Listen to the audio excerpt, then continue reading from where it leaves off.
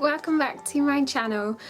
Today I wanted to have a bit more of a serious talk with you today. I hope that the lighting and stuff is better because I've been really frustrated with my setup recently and I really wanted to improve on that for you guys because it was awful. So I've moved my lights around in my room and moved stuff to try and improve that. So please let me know if you think it is an improvement.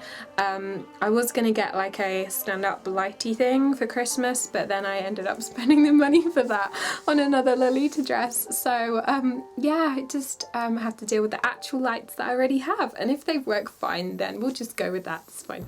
Anyway, down to a serious topic. So if you are a regular watcher of my channel, you have seen that I did a health update a few months back about how the doctors thought I had fibromyalgia. Now it's come back that it's officially confirmed that I am diagnosed with fibromyalgia. Basically what fibromyalgia is, it's like a neurological condition where outside stresses and strains on the body cause the brain to misinterpret the signals that it's taking in. So this can affect you in ways of your pain receptors. So if someone normally pokes you in the arm gently, normally people would be like, oh, go away, ew. But if I'm having a flare up with my fibromyalgia and someone poked me gently, I might slap you in the face. That's how painful it gets. I particularly have very tender points here on my arms, which seems to be a place where people knock. So if you know me and I'm starting to tell people this, try not to bump into my arms here because you might suddenly wonder, oh, why is Tink suddenly really angry and irritable? That would just be me trying to hold it in because I know people can't help it and people don't realise, and I'm really sorry. But I think my irritability just comes out. Anyway, so yeah, your receptors to stuff is over the top. So that's one side of fibromyalgia, is that any pain you do receive can be very, very much more extreme than a normal person would feel it. Then you get flare-ups where what was happening with me was regularly, at the very least, and it's still happening, is once a month, and it can vary when it is in the month, but it's normally, if I take a month period and look at it, it has happened every single month. And what will normally happen with me is then I'll get a sore throat to start with, which will feel like I'm getting a cold, which is why I was like, why am I feeling like this all the time? Why does it feel like I'm getting a cold every month? So it will normally start with that, and that's when I know it's just about to come on. Then I will start getting, normally my first trigger point that is normally telling me it's going to happen is my wrist and my fingers. If I start getting pains in this wrist, I know it's coming. And then I basically get, if you've ever had proper flu, and I mean proper flu, not a cold, you can sometimes get where you get shooting pains around your body, your nervous system feels like it's shooting and burning, and so I get that almost definitely fairly extremely once a month, and that can last between anywhere from a day to probably almost a week, on and off. And it will go all the way around my body. It won't be in one specific place, it won't stay in my wrist, it'll go through my fingers. There'll be a point at the back of my neck, the base of my head, where it's particularly always quite bad, and I always get a very, very tight neck, it seems to be a pain point. There's sort of specific pain points which always flare up. But this normally, it reaches from my neck and it can shoot through my arms, the tips of my fingers. I get really bad rib pain. I get here, if you touch me there when I'm having a flare up, it's the same as touching me there, don't do it. And also my ribs under here as well, it can be absolute agony. The thing that I find the most debilitating is my hands, because that pain can be really bad, but I feel like I can manage that to an extent, because I wear a lot of like wrist supports, which keep them warm. If I keep the areas warm, it seems to soothe it a lot. It won't make the pain go away, but it makes it feel a hell of a lot better. So that really, really helps on my wrists. But the worst bit is, like, I saw a picture of it when I was researching, and if you imagine like the figure of a human being and you've got the person's bum, like imagine putting your hands over their bum cheeks and sort of making a line like that with your hands and then going down the legs. I get this pain, like a cupping, shooting pain like this around there and up into like my hips like that, and it's like where the nerves go around, and then that shoots down my legs, and then I get it in my toes. But when that gets bad, it's almost like I have absolutely no strength in my lower body at all. Like if someone says we're going shopping that day and I have that pain, I might be able to go walk for half an hour, and then I have to sit down. I have to sit down because I will cry. So that is really bad. And I had a period of that 2 days ago. I had food poisoning this week as well, which did not help. And it flared up my fibro. So yeah, that happens on a monthly basis for me. Now, plus the nerve pain is a given. That always happens. And then on top of that, your muscles start cramping. Like you've got growing pains, but the aches get so intense and they're relentless, and they ache and they twist and they gnaw and they do all of that. So you've got that on top of that. Some days I will be like, why when I'm just like walking around, I've been walking around for a while, or it's not like I'm just suddenly standing up and feeling dizzy. It's like I'm walking around and then suddenly I might have to just sit down because I'm like, my whole head swims and I literally feel like I'm going to faint. And we checked things like sugar levels and blood pressure and stuff, and none of that was a problem. And normally, along with the dizziness spells, I get really intense nausea. I can't, like, it feels like my face is burning, my whole body's burning, and that normally then makes me want to throw up.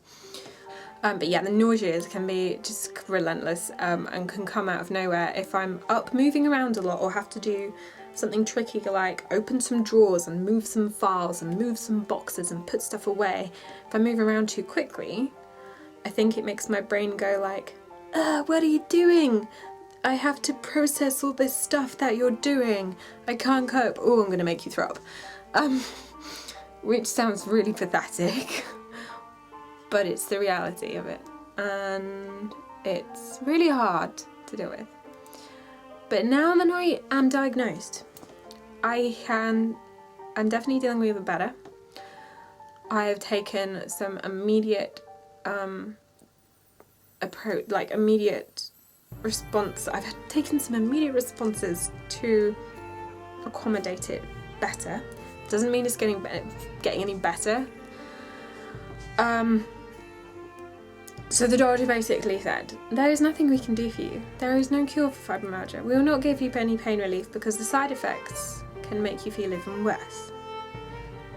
The thing with fibromyalgia is that they told me was that it's not degenerative. So it's not like the muscles and the areas that are really hurting, it's not like they're decaying or destroying, or not like arthritis where, or like, sorry, I might be getting this wrong, but like, not like osteoporosis where there is actually like bone damage and wearing away and stuff. There's nothing like that. There's actually nothing physically happening to my body. It's neurologically the pain signals. It's everything. My body is just sending the wrong signals to my brain, and my brain is interpreting everything wrong. So they can't give you pain relief that works adequately enough for it to be worth the side effects, because they can't use a pain relief that is directed to a specific area, because it isn't in a specific area, it's everywhere, and there's no guarantee it's going to make it better. So the doctors then, what was really frustrating was they didn't really give me any structure as to what to do with myself.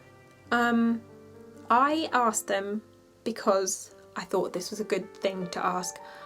Refer me to the pain clinic, please. I want to be referred to the pain clinic. The doctor didn't offer this on their suggested method of approach. They basically offered me nothing apart from cognitive behavioural therapy to reduce my anxiety, which fair enough might help, but that's not actually what causes fibromyalgia. So anyway, I have finally had a letter back saying I am referred with them and I need to get back to them to arrange an initial appointment. But yeah, I'm going to be going to the pain clinic to help manage my levels of pain.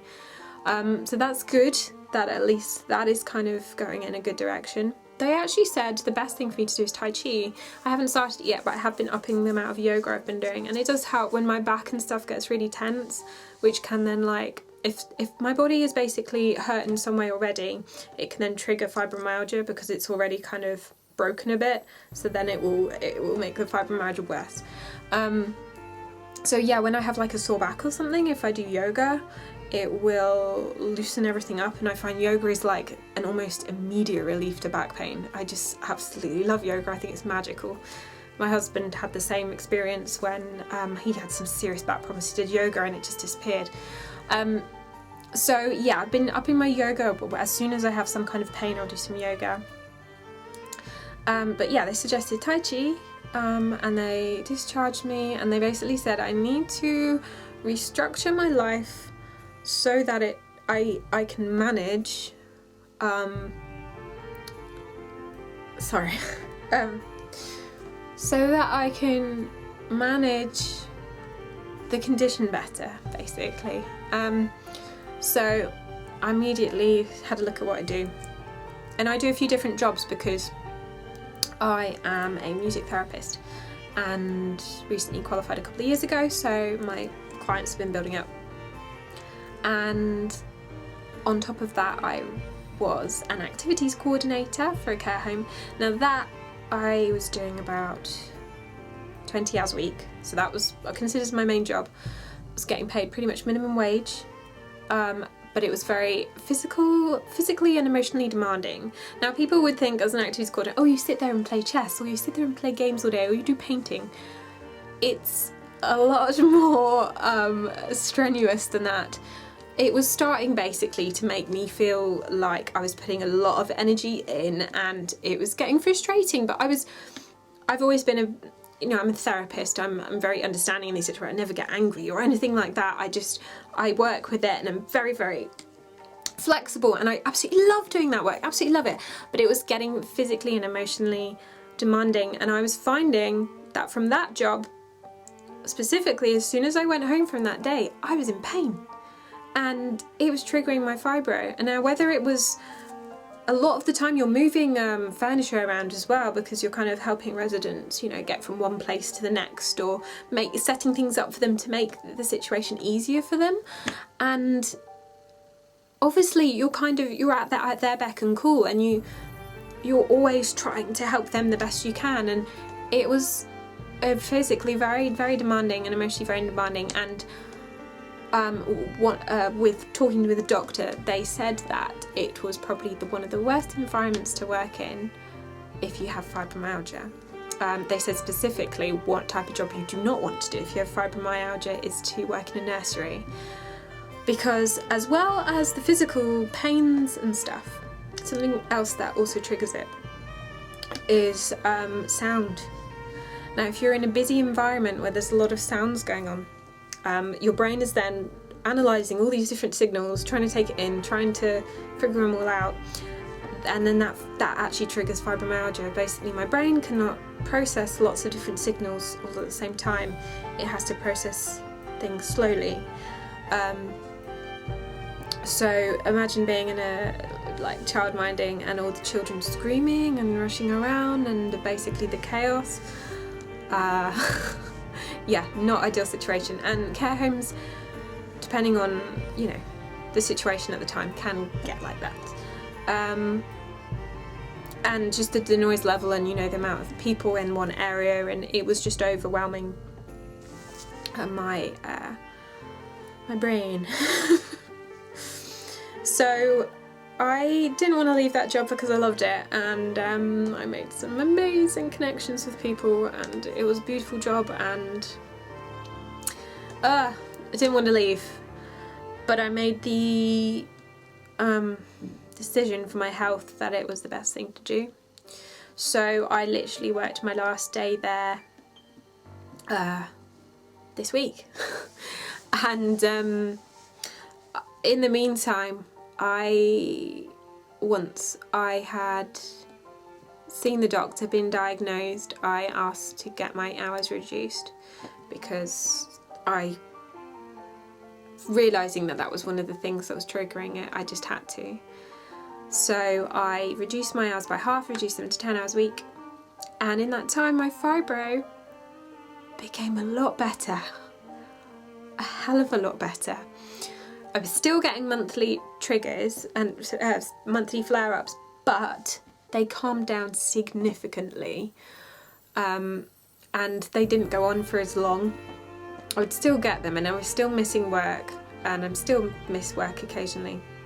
It was more manageable and meant I was actually doing more things. I was being more social, going out a bit more, and it was amazing that just cutting it down could do that. So once I realised that after a few weeks, I was like, yeah, this is the right decision, that I'm leaving.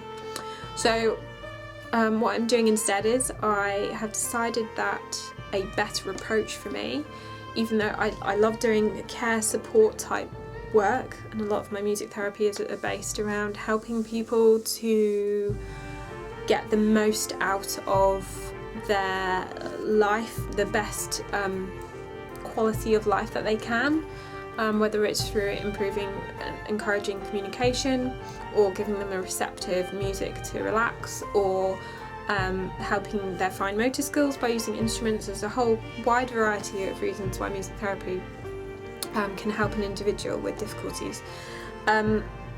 Because I love doing that kind of stuff, I wanted to do some like personal support worker assistant type roles, and they actually pay better than activities jobs anyway. So I have picked up, because I already did one, like 2 days a week, supporting a gentleman with dementia in his home, which is nice and quiet. It's just me and him most of the time. We can work at our own pace.